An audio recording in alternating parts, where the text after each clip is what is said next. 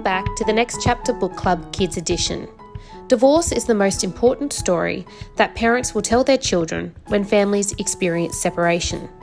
I'm so excited that Rachel Brace, psychologist and author, will be reading her book, Max's Divorce Earthquake. Please watch this episode with your children and use it as an opportunity to allow your children to talk about their feelings that they may have about their own relationships, their feelings about your separation or divorce, or the new parenting arrangements. Validate their feelings, even if it hurts or surprises you. Ask open-ended questions and don't forget to give them a hug at the end. Now, this content is only available for 1 month, so I encourage you to go to lostinbooks.com.au to purchase the book in physical form so you can share it with your children for many years to come. Happy reading. Hi, I'm Rachel and I'm going to read you a story today, Max's Divorce Earthquake. Before Sunday, Max didn't know the word divorce. He didn't really know what it meant, but the word divorce felt very much like how Max imagined the word earthquake might feel. The ground beneath Max shuddered, his head felt dizzy, and his body trembled. More than anything, Max wanted his world to stop shaking. Max's mum explained that Max might be feeling worried, confused, disorientated, or scared. As his world shook and shimmied, Max lifted his head and looked around. Some things looked the same. Lots of things felt different. Max kept going to the same school. His bedtime stayed the same. He still wasn't allowed to jump on the furniture. Max's mum moved out of their home, into a different house in another suburb. Max started spending some of the week with his mum and some of the week with his dad. His parents started taking turns picking him and his sister up from school and coming to his soccer games. They sat on opposite sides of the school hall during concerts. There was less yelling and arguing.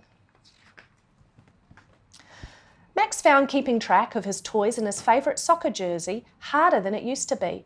It was also hard remembering who was picking him up from school or taking him to band practice. Trying to remember everything made Max's brain feel jumbled and his body all higgledy-piggledy, like he was trying to stand on one leg with his eyes closed. Other times, Max felt like there was an erupting volcano in his chest. Max's dad explained that Max might be feeling angry, stressed, anxious, or annoyed.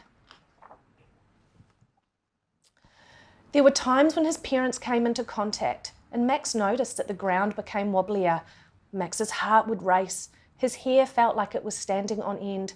He would hold his breath, wondering if they would say hello.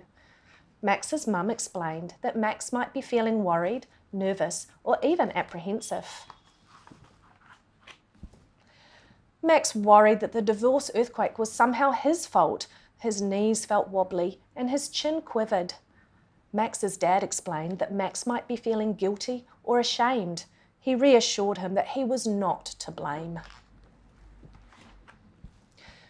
Max dreamed about how things used to be before the divorce earthquake. His insides felt topsy-turvy, his heart felt heavy. He didn't feel like talking so much. He cried, and he fought more with his sister. Max's mum explained to him that he might be feeling sad and grieving. She said that grief is something that everyone experiences when they lose someone or something very important to them, like parents separating and family breakup. Max loved both of his parents very much. He missed his mum when he was with his dad, and he missed his dad when he was with his mum. At changeovers, Max's throat felt tight, but at the same time, he could feel a fluttering in his chest. It was hard work saying hellos and goodbyes at the same time. Max's dad explained that Max might be feeling sad, gloomy, happy, and excited. He assured Max that all feelings count, and mixed feelings don't cancel each other out.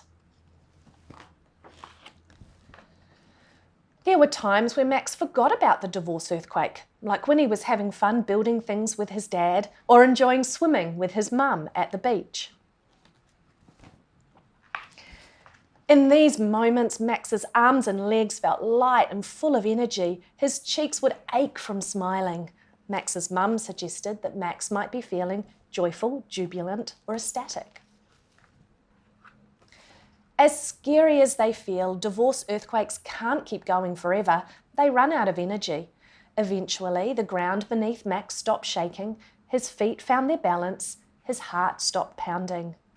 Max realised even though his family no longer lived together, he and his sister could never lose his parents' love and care. He also learned that he would always have a family, even if it looked a little different than it used to. Knowing this made Max's fingers and toes feel tingly and like he was wrapped in a big, soft, fluffy blanket. Max didn't need his parents to tell him that he was feeling love.